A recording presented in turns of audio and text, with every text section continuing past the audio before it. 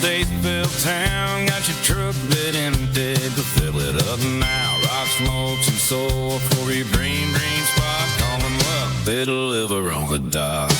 From Mooresville to Taylorsville, they got your back. Turn yards into wonderlands, that's the fact. Expert hands and friendly smiles, Drum Landscape Supply goes miles and miles. Good morning, 7:48. Happy Tuesday to you. You know, the first Tuesday of September, and we're saying September, and so you better start thinking now about what you're going to do for seeding your lawn, guys. Getting ready for the best time of the year for plantings. I know that because Jason Drum told me. Drum Landscape Supply, drumlandscapesupply.com, your local one-stop landscape shop. Jason and his team located in Statesville, but delivering to all of Lake Norman. Happy September, sir. You went through with it. You shaved the stash. I see it. Yep, it's gone now. I lost 5 years overnight. So, do you feel like a new man right now, or how's it feel to have that weight lifted off of you? It's a little different, but I don't have to worry about all the extra crumbs from eating. So, wipes right off. But my kids were a little freaked out this morning. Yeah. But Jason Drum of Drum Landscape Supply. Okay, sir, we're into September. We're there. How does the season shift now for you, for the team at Drum Landscape, and really how should it shift for us that want to take care of our lawns and our gardens? yeah, so this time of year is really when we start getting more inventory in at Drum Landscape Supply. We have to keep ahead on our grass seed and our fertilizer, make sure we got stocked up. So these orders that I put in August or late July are coming in now. We're getting everything stocked up and ready, and not just the fertilizer, lime, and seed, but also our plant material. Put in my Oregon shipment order last week, so we'll be expecting that around the end of September to the beginning of October. So it's an exciting time for us. It's really the best time of the year for landscaping is coming up here. Now, with the amount of plantings, with the amount of materials and inventory you're about to get, I would imagine that would include you doing a bunch of inspections on this stuff too. So when these trucks roll in and these plants, all these different things that you're ordering that people are going to buy from you, what are you looking for? What does it mean to have a quality from like a wholesaler that you work with?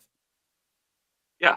So just for an example of the fertilizer, whenever we get those shipments in, I always inspect it to make sure that the bags, the pallets hadn't been sitting outside in the rain. Sometimes they get a little extra moisture whenever they don't have room to store them. So that's something I've always looked for in the past, that we've had to send some shipments back, but luckily we haven't had to in the past 3 years or so. And then whenever the grass seed comes in, fortunately we haven't had really any issues with that. But we always look at the tag to make sure it's up to our standards as far as the amount of weed seeds, inert matter, and the blend that's in there. And then we also just inspect the bags and pallets to make sure that there's none ripped on there. And then we get them stored in dry storage just to make sure that, it's just as fresh whenever you get it to your house as whenever we receive it in from our suppliers. Jason, you've mentioned in the past that it's optimal if you, during the summer, those hot months, you water in the morning, right? That's the optimal time to do it. Yeah. Is there a time of day for plantings that optimal? Like, do plants like to be planted in the morning rather than evenings, or they don't think about it like that? Usually not thinking about it, but I'll tell you, it's easier to plant when it's not in the heat of the day, because you do want to water your plants right after you plant them. So if you plant them and it's hot and they happen to be a little dry and then you don't get them watered for a little while, that can stress the plants out a little bit. So the main thing is not really the timing of the day. It's just to make sure that your plants are not dry when you water them, because it's harder to accept water when you water them.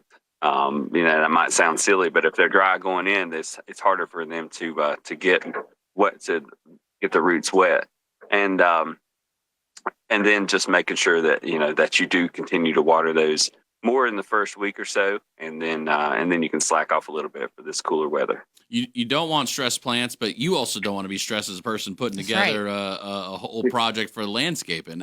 Jason, I don't have a green thumb. I don't think I do. A lot of my family doesn't necessarily either, but we love the outdoors. Does your team help if someone said, hey, here's some of my soil. Can you help me figure this thing out? Or here's what my lawn, what I want it to look like. Does your team help with that kind of stuff and get people on the road to getting a beautiful lawn and garden? Certainly. Yeah. So We don't look necessarily just at the soil, but we can take the soil sample or soil test and take a look at that and help you calculate what you need. Matter of fact, I did that this past Friday. Somebody had the sample.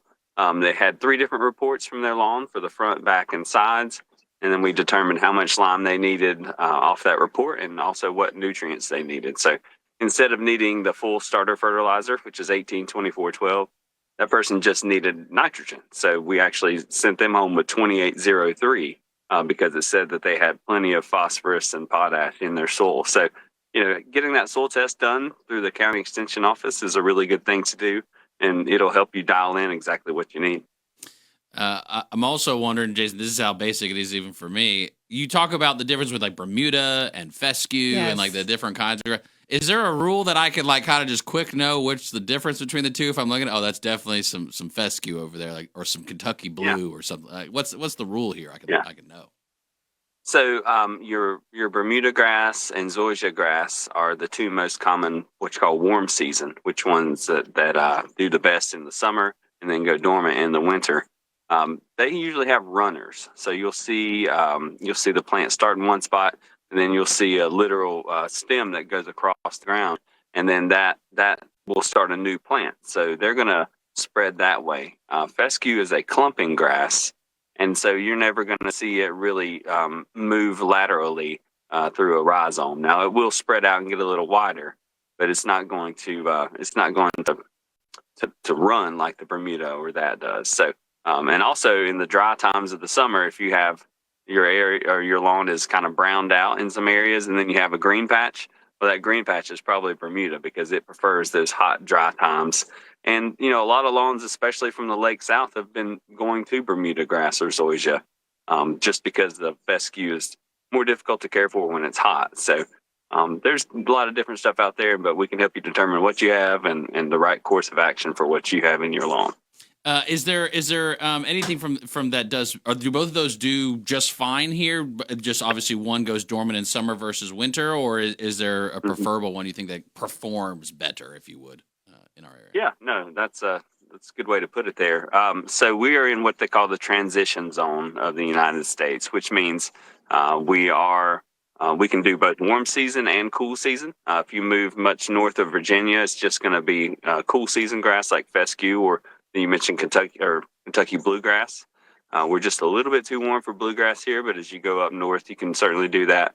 And then you go south of us, South Carolina and down, it's all warm season. So we're kind of in the middle. As far as which one is a better turf grass, you would probably go with Bermuda nowadays, just because turf type tall fescue takes more inputs, meaning a little bit more fertilizer. You got to watch out for different diseases and especially the fungus, but then also insects, where Bermuda does not, or zoysia don't get as much of that. But then you have other problems like trying to keep those two contained. So the transition zone can be a little bit tricky for grass. That's why we are one of the top regions for selling grass seed in this area, just because it's tough on fescue lawns to have the heat and humidity and then to have the extreme cold sometimes that we get down below 10 degrees. So it's a little tricky here, but with a little bit of patience and work and help along the way, we can get your lawn the way you want it.